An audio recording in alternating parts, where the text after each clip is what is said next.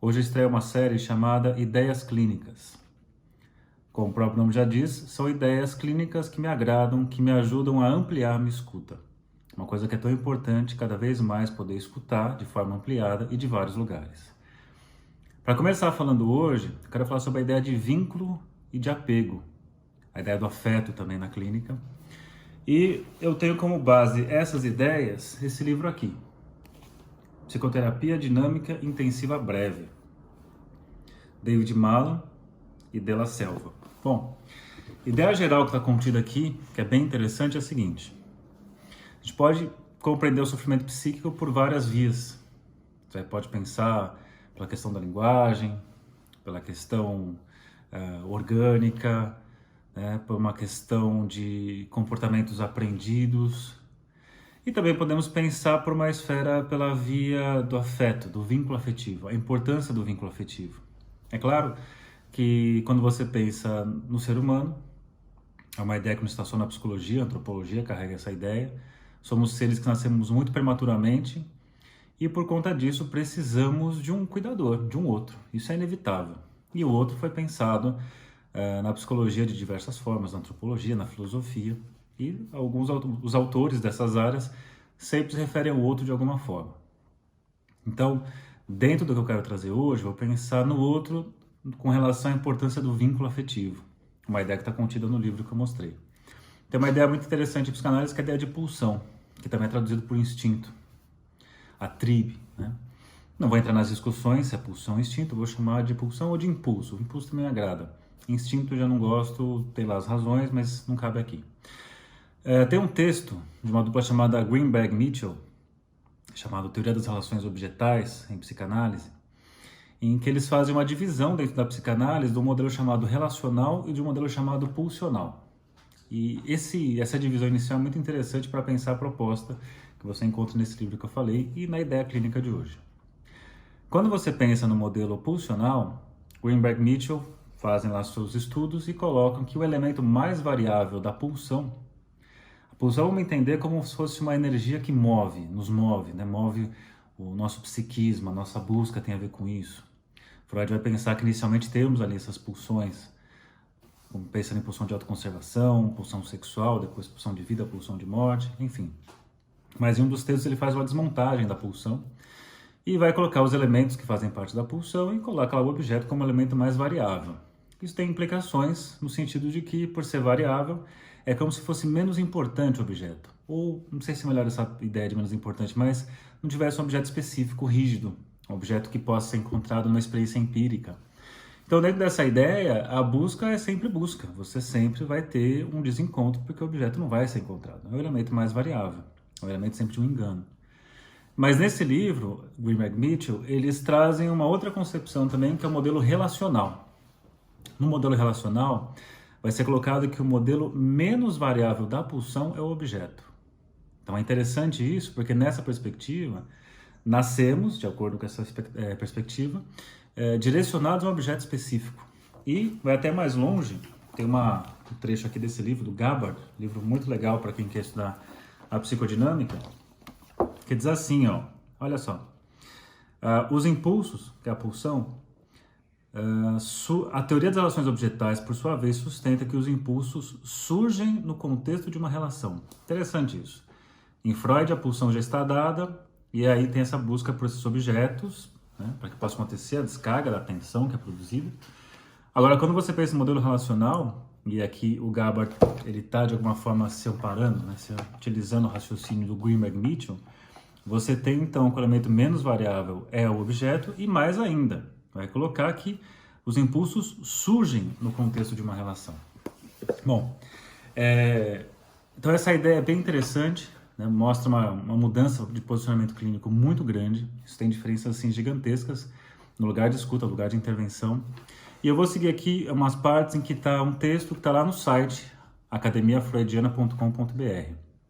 Você também pode seguir esses textos, esses vídeos, às vezes perguntas, debates, dentro do meu canal do Telegram. Dá uma olhada lá, Saulo Durso Ferreira Psi, você coloca no Telegram, você vai achar lá o canal, você tem lá a linha do tempo com vários textos, são publicados vídeos ao longo desses tempos todos que eu promovo essas aulas no YouTube. Bom, então diz aqui, ó, alguns autores seguem esse ponto de vista. Por exemplo, o Winnicott. O Winnicott, dentro do Greenberg-Mitchell, está na teoria das relações objetais, no modelo relacional.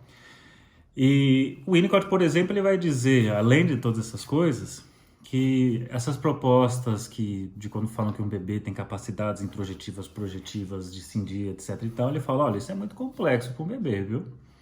E por que ele fala com autoridade? Porque ele é um pediatra, além de psicanalista, e que atendeu mais de 60 mil crianças. Então ele tem, assim, uma certa experiência empírica grande para dizer que não concorda, não está dizendo que é impossível, ok? É outra perspectiva, mas que ele não concorda com esse modelo de bebê super sofisticado. Ele vai dizer o seguinte, nascemos com uma tendência inata à integração e dependemos do ambiente, no caso é um cuidador, só que o cuidador não é percebido ainda como um objeto externo, como uma outra pessoa. Então imagine que o bebê nasce, ele nasce no mundo, o cuidador está aqui. O cuidador é um ambiente para ele, não é uma coisa que ele se relaciona, ele está sendo cuidado aqui. Bom, vai dizer então uma tendência inata à integração que depende desse ambiente e se acontecer alguma coisa, né, até coloca aqui, o bebê está sempre a pique de sofrer uma ansiedade inimaginável, que seria um tipo de falha desse ambiente que deixaria esse bebê cair, né? Sai o ambiente, cai o bebê. E o tipo de ansiedade seria inimaginável, impossível de representar. Um tipo de sofrimento sem eira nem beira. Que alguns poderiam pensar no real do Lacan. Mas eu não vou trazer isso aqui agora, porque são teorias que para conversar precisa de muito trabalho entre elas e não cabe aqui. Bom, assim como ele, outros autores atribuem grande importância a esse cuidado inicial, que visa neutralizar essas experiências de precariedade inicial. Aliás, eu falei do Lacan aqui, falei que não vou entrar nele, mas eu trouxe só uma citação que ele faz. Ele faz uma citação de um outro autor, mas ele diz assim, a vida é o conjunto de forças que resiste à morte. É uma ideia interessante. É uma ideia de, por exemplo, a gente, como Lacan traz, que só existe uma pulsão de morte, e todos os esforços que existem para a neutralização de uma parte da pulsão de morte para que a vida possa ali existir, nessa luta, conjunto de forças que resiste à morte. É uma ideia que você vai encontrar no Firenze já, anteriormente a Lacan e ao Winnicott, e é uma ideia que dentro do raciocínio aqui, dessa ideia clínica de hoje, funciona muito bem. A importância desses cuidados, porque se ninguém cuidar desse bebê, ele não vai sobreviver. Muito bem. Então, seguindo aqui, coloquei essa citação e vem. Aliás, também aproveitando o Lacan mais uma vez, disse que não ia falar dele, mas eu faço só mais um pouquinho, que ele vai dizer que esse momento inicial, a importância da mãe é fundamental, o desejo da mãe é fundamental. Só que eu não vou me aprofundar no Lacan aqui por um motivo específico dentro dessa aula de hoje. Porque se a gente for pensar dentro do modelo de Greenberg-Mitchell, o Lacan estaria no modelo pulsional e não no relacional. Então, vou dar continuidade deixando o Lacan para lá. Bom,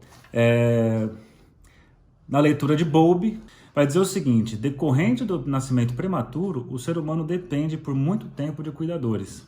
Sua sobrevivência subordina-se a um vínculo seguro com esses indivíduos. Então, para Bowlby, pensando no modelo relacional, apesar de não ser exatamente do modelo relacional, em algumas perspectivas epistemológicas, mas dentro do nosso raciocínio, a importância do vínculo, do afeto, da relação, ele cabe aqui. Então ele vai dizer isso. Então, o ser humano depende por muito tempo de cuidadores.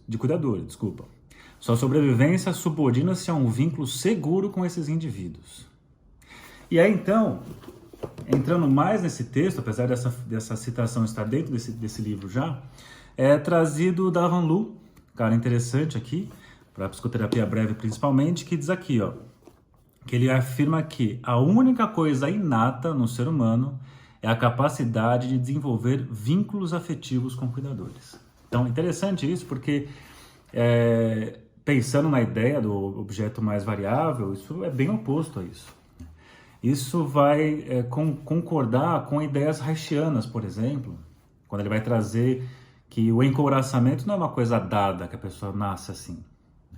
Nós nascemos disponíveis para uma relação com o outro, para cuidado com o outro, para uma relação afetiva com o outro. E é na impossibilidade disso que vão criando-se encouraçamentos.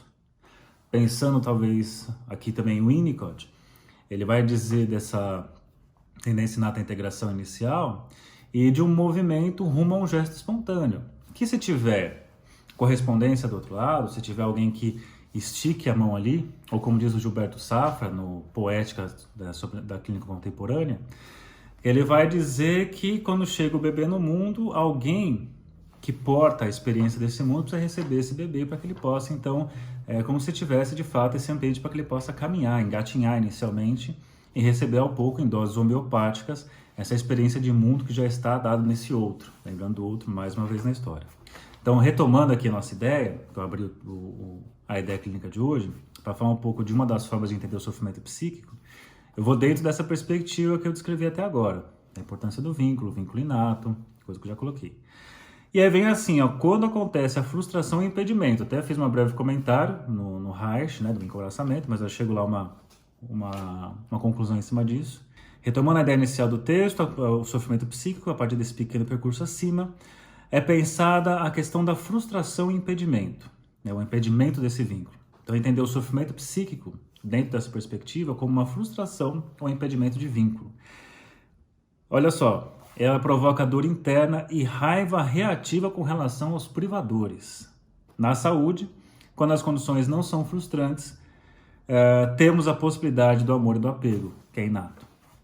No outro extremo, quando existe extrema frustração e impedimento, se levantam defesas contra a proximidade emocional. Então, de um lado, eu tenho essa possibilidade de estabelecimento de vínculos, afetos, a relação de amor, algo inato. E, no outro lado, quando isso não pode acontecer, eu tenho um impedimento, eu vou ter como defesa a proteção contra a proximidade emocional. Aí é interessante no livro, que ele vai fazer esse desenho aqui e faz uma descrição, vou colocar na tela para vocês, que diz assim: Malan e Della Selva, que são os autores desse texto, descrevem passo a passo esse processo dentro de uma espiral. Na verdade, uma espiral, são círculos dentro de círculos, né? Pensando desde a ideia desse vínculo, dessa capacidade inata de estabelecer vínculo, até um extremo, para fora desses círculos, da impossibilidade e do distanciamento. E coloca assim: no centro encontra-se a luta pelo amor e apego, inata em nossa espécie. Quando o desejo de afeto é frustrado, é impossibilitado, isso causa dor e pesar. Quando isso é impossibilitado, causa essa dor e o pesar, e isso vai desencadear uma raiva retaliatória do privador. Então, aquele que privou isso, você pode estar pensando aqui no cuidado materno, cuidado paterno, a família, por exemplo, os primeiros cuidadores. Então, por conta dessa impossibilidade, foi privado desse amor, desse vínculo. Acontece, então, uma raiva retaliatória. Só que essa raiva retaliatória vai levar um sentimento de culpa.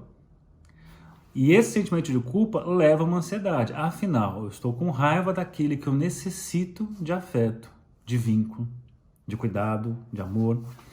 Então, por conta disso, raiva retaliatória, aparece sentimento de culpa, e isso leva a ansiedade, já que ameaça os vínculos de apego primários, pela qual o indivíduo está lutando. Veja só, você está com raiva, ódio daquele que você necessita e ama.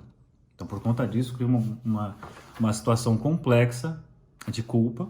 Essa culpa leva a uma ansiedade e põe aqui: finalmente, se esses impulsos inatos voltados para o vínculo e para o apego são negligenciados ou perturbados com muita frequência, viu que é uma vez só, é uma frequência isso, o indivíduo começa a estabelecer uma distância, tanto com relação aos seus próprios afetos, quanto com relação às outras pessoas. Ou seja, tem um distanciamento porque é muito complexo lidar com a culpa, que a culpa tem a ver com essa raiva retaliatória, que tem a ver com uma posição frente à negligência do cuidado do outro. Para não ter que lidar com isso, com essa ansiedade que fica diante da raiva frente à negligência e à culpa que decorre disso, a pessoa prefere se afastar. Essa barreira contra a proximidade emocional e contra a intimidade com o seu mundo interno e os outros está apresentada pela camada externa, descrita por Davanlu como defesas contra a proximidade emocional. Tais defesas são quase sempre caracterológicas e difusas. Reich referiu-se a elas como couraça caracterológica, enquanto Winnicott usou o termo falso self. Lembra que eu falei mais no comecinho da aula aqui? que o Reich fala dessa disponibilidade para amar e relacionar-se com o outro, e que o encoraçamento ele decorre da impossibilidade disso, assim como para o Winnicott tem a possibilidade do gesto espontâneo desde que encontre correspondência nesse outro. E se isso não acontece, tem um certo retraimento e no lugar disso fica uma defesa em submissão a esse outro, que por trás esconde uma raiva retaliatória, uma culpa por conta da frustração diante da necessidade desse vínculo, do afeto e do amor do outro. Bom, esse é o raciocínio geral. Pensando nisso, vem a pergunta, dentro dessa perspectiva, qual que é a função da psicoterapia? Para Davanlu, precisamos romper com essa barreira contra a intimidade e contra a proximidade na transferência se quisermos ter esperança de acessar os sentimentos negados que se encontram sob ela. Então, de alguma forma, isso tudo está encouraçado, né, está em camadas abaixo, o que aparece uma superfície distante. O objetivo da análise seria conseguir atravessar isso e chegar a esses sentimentos negligenciados. Isso fica muito claro aqui, ó.